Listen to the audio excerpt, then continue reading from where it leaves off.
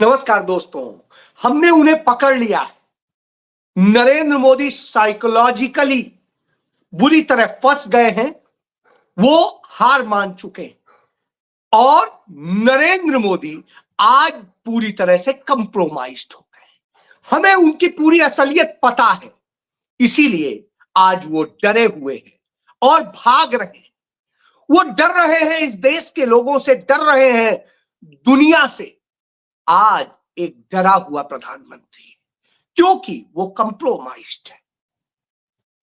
यह बात भारत के नेता प्रतिपक्ष राहुल गांधी ने लखनऊ में कही, और जब वह यह बता रहे थे कि नरेंद्र मोदी कैसे काबू हो गए हैं, चोक हो गए हैं, और सिर्फ अमेरिका, इजराइल के ही नहीं, विपक्ष ने भी उन्हें चोक कर दिया है, इसलिए वो डरे हुए, बौखलाए हुए हैं। जी हां, जब राहुल गांधी ये बता रहे थे, उसी वक्त में नरेंद्र मोदी जब भारत में जगह जगह एलपीजी सिलेंडर के लिए मारामारी मची हुई है, यहां तक कि पंजाब के बरनाला में लाइन में लगे हुए, सिलेंडर के लिए लाइन में लगे हुए एक 66 साल के व्यक्ति की मौत हो जाती है, और वो गंभीर रूप से उसके अलावा 2-3 लोग जो है बीमार पड़ जाते हैं। और इसी तरह की स्थिति तमाम जगह हो रही है। कहीं मारामारी हो रही है, कहीं पुलिस लाठीचार्ज हो रहा है, कहीं कोई और बात हो रही है। लेकिन नरेंद्र मोदी असम के कोकरेझार में चुनावी सभा को संबोधित करते हैं, सरकारी पैसे से करते हैं। जी हां, वो वहां और कुछ नहीं बोलते, यही बोलते हैं कि कांग्रेस पार्टी ने बोडोलैंड के नाम पे धोखा दिया है। कांग्रेस पार्टी ने जो बोडो से समझौता किया था, राजीव गांधी ने, वो धोखा किया गया था। हम आपको न्याय दे रहे हैं। जब कांग्रेस की सरकार गई तब हम न्याय दे रहे हैं।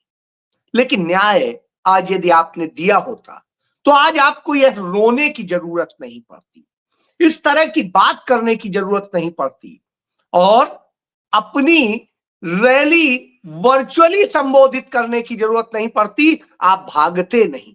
जी बिल्कुल, यह सत्य है। और जब यह स्थिति हो तो फिर बात करनी बनती है कि आखिर नरेंद्र मोदी कहां कहां, किस किस तरीके से आज गिड़गिड़ाते दिखाई दे रहे हैं।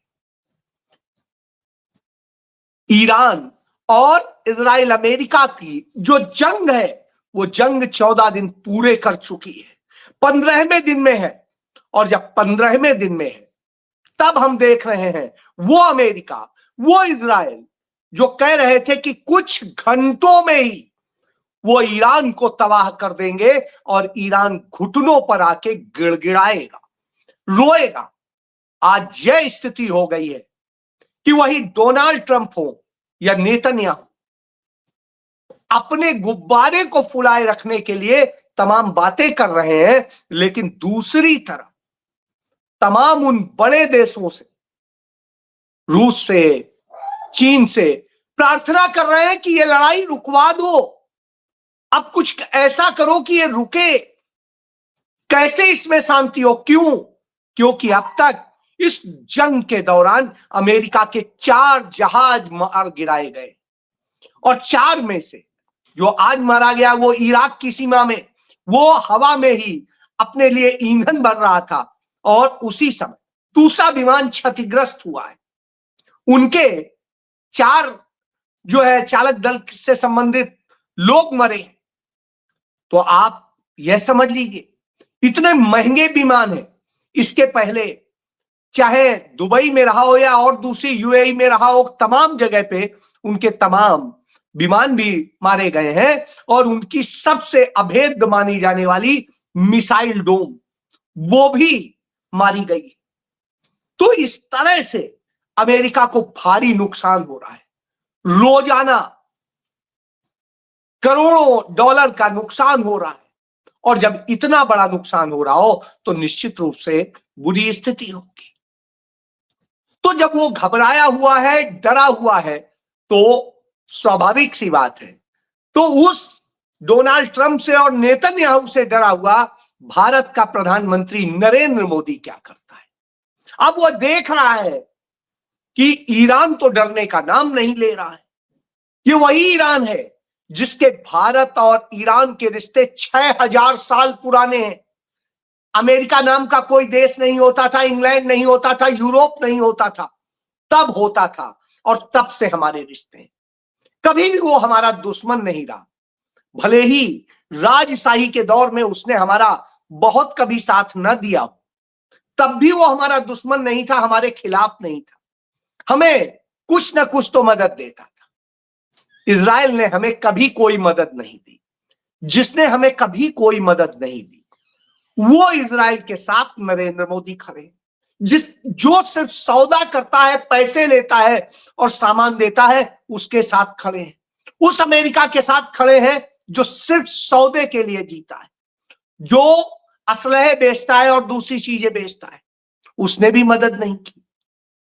तो नरेंद्र मोदी की यह नीति क्यों है, इसी को लेकर राहुल गांधी बात कर रहे थे।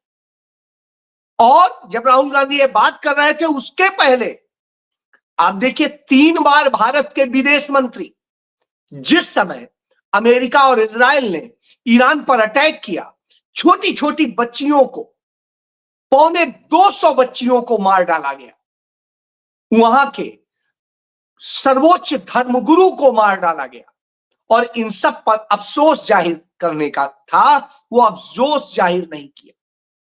3 दिन बाद भारत का विदेश सचिव जाता है और जाके वो करके आता है। तब भी नहीं कर रहा था भारत का विदेश मंत्री। फिर बाद में लगा कि ये युद्ध तो लगातार आगे जा रहा है, ईरान झुकता नहीं दिखाई दे रहा है। तब विदेश मंत्री ने, वहां के विदेश मंत्री आगाची से बात की और बात करके अफसोस जाहिर किया, लेकिन फिर भी उस तरह से नहीं किया जो करना चाहिए था। ना ही उन्होंने निंदा की कि बच्चों को मार डाला गया, जबकि अमेरिका के तमाम दोस्त देशों ने भी इसकी निंदा की, लेकिन भारत नहीं निंदा कर पाया, आज तक नहीं कर पाया।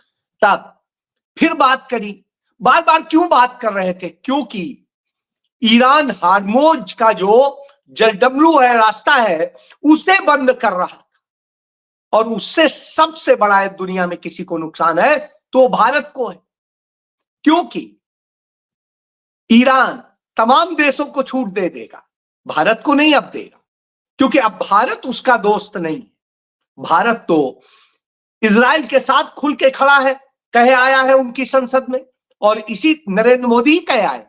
और इसके अलावा अमेरिका के आगे सरेंडर है। एप्स्टीन फाइल के डर से हो, अडानी के डर से हो, या किसी और डर से हो, तमाम सारे डर मौजूद है।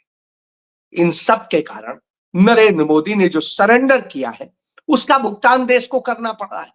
तो 3 बार बात की भारत के विदेश मंत्री ने, लेकिन आगाची ने कोई लिफ्ट नहीं दी। और तब फिर चौथी बार भारत के प्रधानमंत्री के पद पर बैठा हुआ भाजपा का वह नेता, RSS का प्रचारक नरेंद्र मोदी बात करता है वहां के राष्ट्रपति से। और जब डॉक्टर से बात करता है वहां के जो राष्ट्रपति हैं उनसे, तो राष्ट्रपति कहते हैं कि जब हमारे सर्वोच्च नेता मारे गए आप कहां थे? जब हमारे यहां बच्चियां, निर्दोष बच्चियां मारी गई, हजारों नागरिक मार दिए गए, आप कहां थे? जब नागरिक जगहों पर, भवनों पर हमले हो रहे थे, तब आप कहां थे? आप तो तब शांति रखे हुए सीधे इजराइल के साथ और अमेरिका के साथ खड़े थे। अब किस मुंह से बात कर रहे हैं? और उसने नरेंद्र मोदी को मुंह पर लताड़ दिया। उसने कहा यदि आपको छूट चाहिए तो आप अमेरिका और इजराइल की निंदा कीजिए, उनके तमाम जो राजदूत हैं उनको संदेश दीजिए और वहां पर कमी कीजिए और उन्हें बताइए कि इस तरह की हरकत के आप खिलाफ है। क्योंकि भारत ने संयुक्त राष्ट्र संघ में जो ईरान ने हमला किया उसके पक्ष में वोटिंग की है। ईरान के पक्ष में नहीं, जो ईरान में हमला किया गया उसके लिए नहीं किए। उन्होंने वहां पर वोटिंग की है जो ईरान ने इजराइल और खाड़ी देशों पे की है, अमेरिका के जो सैनिक अड्डों पे, उसके खिलाफ की है।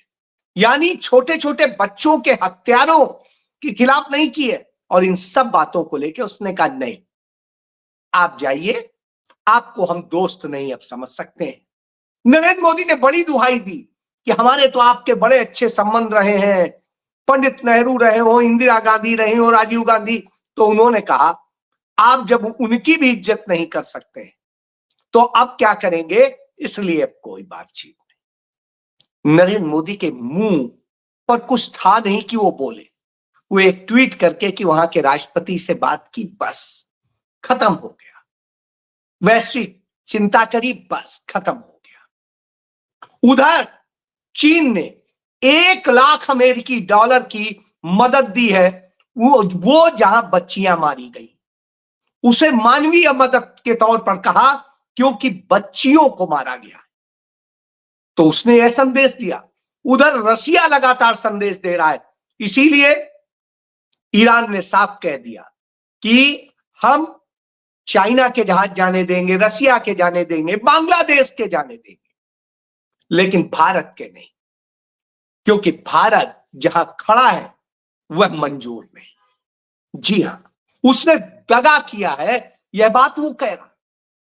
और इधर अमेरिका घबराया हुआ है, क्योंकि उसका रोज पर रोज भारी नुकसान हो रहा है। ईरान का भी हो रहा है, लेकिन ईरान जो कर रहा है उससे घबराहट, और इस घबराहट में यह स्थिति है, जो कुछ घंटे में युद्ध खत्म करने की बात करते थे वो 15 दिन पे आ गया।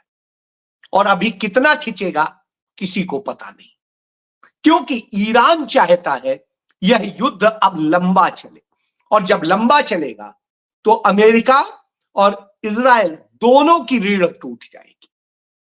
राहुल गांधी ने यही तो पकड़ लिया, और इसका नतीजा सबसे बुरा जो हुआ वो भारत के पूंजी बाजार में हुआ, शेयर मार्केट में हुआ।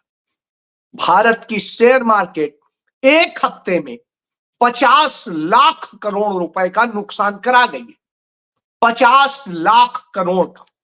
और ऐसे वक्त में भारत सरकार उसे संभालने पर काम करने की बजाय अमेरिका की मदद कर रही है, और अंबानी 27 लाख करोड़ रुपया निवेश कर रहे हैं पेट्रोलियम के क्षेत्र में, रिफाइनरी लगाने के लिए अमेरिका में।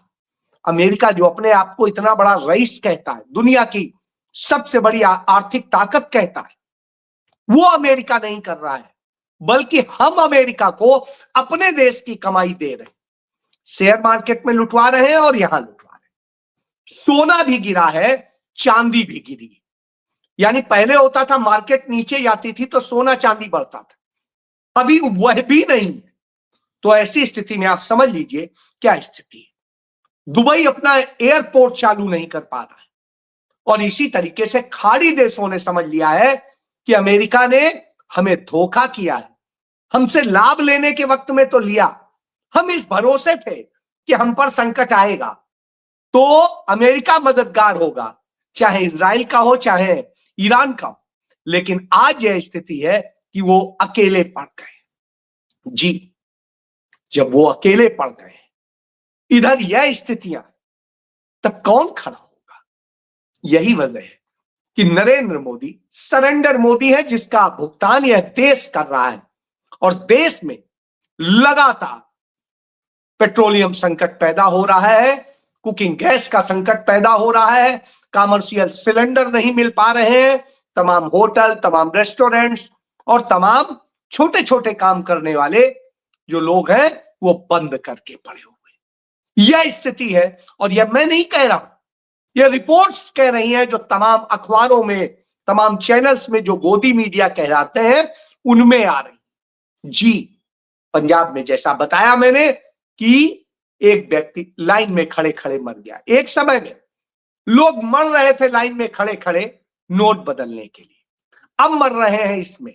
एक समय था जब ऑक्सीजन के लिए लाइन लगाए और दवा के लिए लाइन लगाए लोग मर रहे थे कोरोना में, 60 लाख लोग मर गए। अब फिर नरेंद्र मोदी ने यह मौत का खेल खेल दिया। जब देश इतने गंभीर संकटों में हो तब नरेंद्र मोदी प्रचार अभियान में लगे।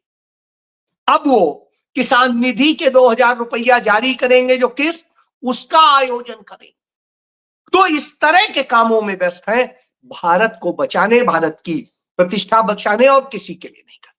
तब राहुल गांधी कहते कि आज सबसे बड़ा संकट देश पर खड़ा है, क्योंकि प्रधानमंत्री कंप्रोमाइज्ड है। यदि नेहरू ने कंप्रोमाइज किया होता, गांधी ने कंप्रोमाइज किया होता अंबेडकर ने और तमाम सारे उनके साथियों ने, तो आज भारत न आजाद होता, न दलितों, पिछड़ों, आदिवासियों को, अल्पसंख्यकों को उनका हक मिलता। इसलिए जरूरत यह है कि कंप्रोमाइज्ड व्यक्ति नहीं, हमें संघर्षशील व्यक्ति चाहिए। उन्होंने यह भी कहा कि कालांतर में कांग्रेस ने बहुत सारी कमियां भी की हैं, जिनके कारण काशीराम कांग्रेस से अलग एक आंदोलन खड़ा करने में सफल। यदि पंडित जवाहरलाल नेहरू रह जाते और लंबे समय तक देश के प्रधानमंत्री, तो पंडित जवाहरलाल नेहरू काशीराम को कांग्रेस का मुख्यमंत्री बनाते। जी हां, कांग्रेस का मुख्यमंत्री बनाते, क्योंकि वो समझते थे कि कैसे हर व्यक्ति को जो एक सच्ची विचारधारा, न्याय की विचारधारा के साथ है, उसको जगह देनी चाहिए। यही नेहरू की खूबी थी।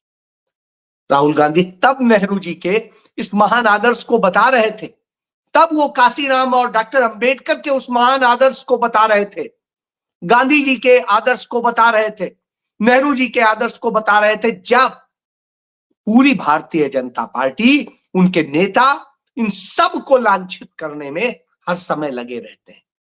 उन्होंने यही कहा कि यह वास्तव में विचारधारा की लड़ाई है, क्योंकि विचारधारा के साथ आप खड़े होंगे और संघर्ष करेंगे तो आप मुकाम हासिल करेंगे। लेकिन जब आप सिर्फ स्वार्थ पे होंगे और दूसरे तरीके से चलेंगे तो आप फेल हो जाएंगे। वही स्थिति है। नरेंद्र मोदी आज विचारधारा के साथ नहीं, उस विचारधारा जो आइडिया ऑफ इंडिया है उसके साथ खड़े होने की बजाय उस सावरकर वाली विचारधारा के साथ। और सावरकर वाली विचारधारा सदैव अपमानित कराती है, वो माफी भी बनाती है और वो सरेंडर भी कराती है, क्योंकि वो सरेंडर लोग ही थे। तो इसीलिए आज भारत की विदेश नीति सरेंडर है, भारत की गृह नीति सरेंडर है और भारत का न्याय सरेंडर है। भारत की विधायिका हो, कार्यपालिका हो, सब कुछ सरेंडर, सारी व्यवस्थाएं सरेंडर है और सिर्फ चंद पूंजीपतियों के हाथ में सब कुछ, और इस देश के वास्तविक मालिकों को खाली हाथ रख दिया गया है, उन्हें लाइन में लगा दिया गया है, मरने के लिए मजबूर कर दिया गया है। सोचना होगा आप कहां खड़े। राहुल गांधी संघर्ष का एक प्रतीक बन चुके हैं, ऐसा संघर्ष जो हर गरीब, हर पिछड़े, हर दलित, हर वंचित को उसका हक दिलाने की बात करता है। जी हां, तो राहुल गांधी ने वह दिखा दिया कि उनकी कलम क्या करना चाहती है। जी जय।